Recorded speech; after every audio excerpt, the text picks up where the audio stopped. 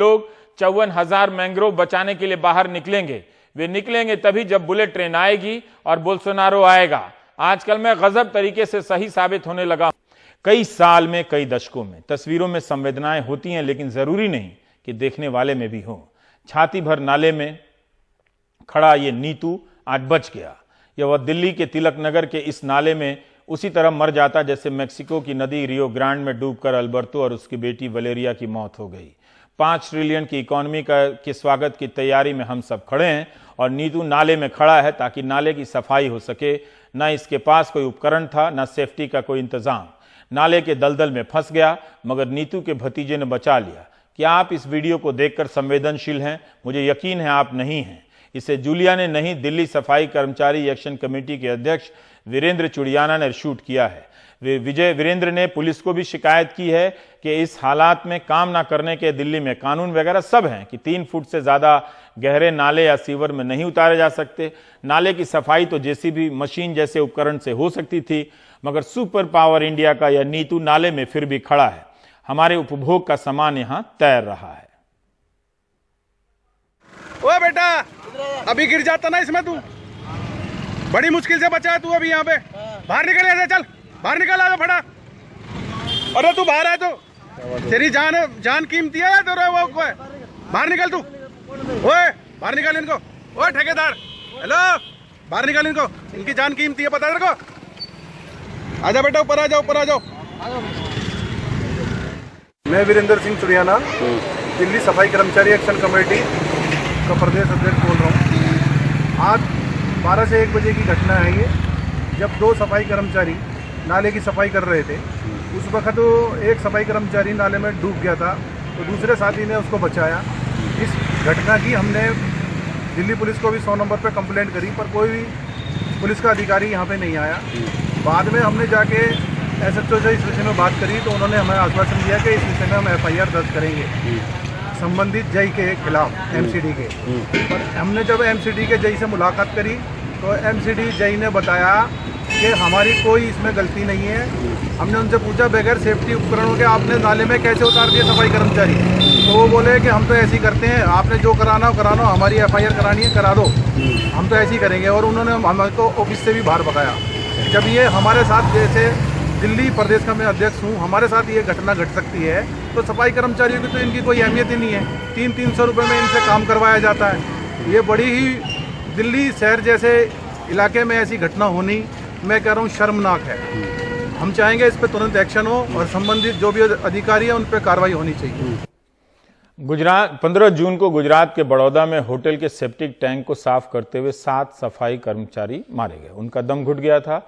आज यानी 27 जून को कोयंबटूर में 3 सफाई मजदूर सेप्टिक टैंक की सफाई करते वक्त दम घुटने से मर गए। 26 जून यानी बुधवार को, यानी कल, रोहतक में भी एक घटना हुई। 4 लोग सफाई करते हुए दम घुटने से मर गए। इनमें कैथल का अनिल है, बिहार का संजय है, रोहतक से धर्मेंद्र और कोठी हैं। इनमें से 3 प्राइवेट ठेकेदार के यहाँ काम करते थे। अस्पताल में सफेद चादरों से लिपटे इनके पार्थिव शरीर से आपको उस हालात का अंदाजा नहीं होगा जिसने इनकी जान ली है। दरअसल ये काम कहीं और कर रहे थे, रोहतक के कच्चा बेरी रोड पर। बिना सुरक्षा उपकरण के सीवर के चलते हुए पंप को साफ करने उतरे। जैसे ही वाल्व खोला, गैस से दम घुट गया और मौके पर ही मौत हो गई। गैस का खतरा होने के बाद ही मास्क तक नहीं दिया गया। ये सभी जन स्वास्थ्य विभाग के कर्मचारी थे। सबको पता है कि इस तरह के मामले में मौत हो जाती है, मगर सब ऐसे बेखबर हैं जैसे मौत का इंतजार कर रहे हों। इनके परिवारों की बात अब मुआवजे की बात हो जाएगी। ये गरीब लोग हैं, इसलिए इनकी जिंदगी मुआवजे के ऐलान के बाद पटरी पर लौटती हुई मान ली जाएगी। यहाँ 5-6 साल से मेरा आदमी काम पे लगा हुआ है। यहाँ काम करने आया, घर पे पूछ के यहाँ आया, घर पे नहीं बताया कि मैं काम पे जा रहा हूँ। हमने खाना वाना बनाने लगा, यहाँ पता नहीं कौन बीच आ गया, करने लगा काम।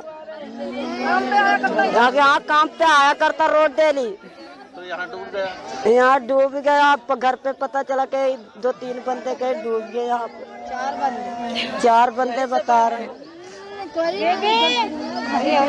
प्रशासन का कोई अधिकारी आया जो ठेकेदार कोई भी नहीं, हमारा कोई भी नहीं है।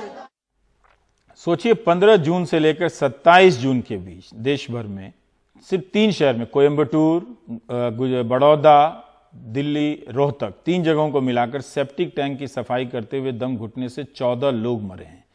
ऐसे समाज में आप उम्मीद करें कि वो 54,000 मैंग्रोव के पेड़ काटने से बेचैन हो जाएगा, आप उसके साथ नाइंसाफ़ी कर रहे हैं। आप नहीं चाहते कि वो समाज व्हाट्सएप में गुड मॉर्निंग मैसेज फॉरवर्ड करता रहे।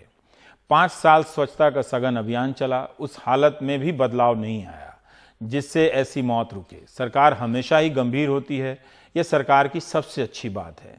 गुजरात हाईकोर्ट ने आज ही यानी 27 जून को राज्य सरकार के काम पर इस मामले में असंतोष जाहिर किया कि वह मैला उठाने की प्रथा को समाप्त करने के मामले में पर्याप्त काम नहीं कर रही है।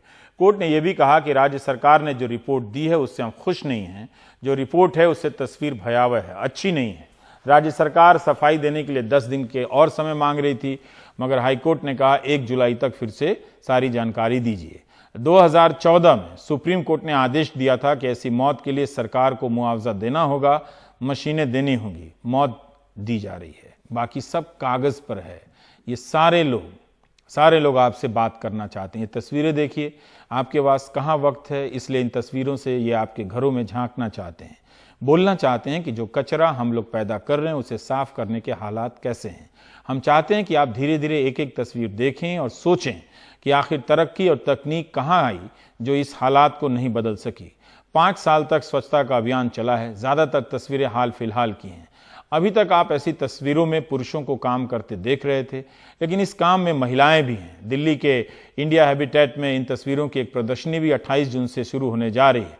2 साल के दौरान हाथ से और सर से मैला ढोलने वाली कई महिलाओं की जिंदगी को डॉक्यूमेंट किया गया है।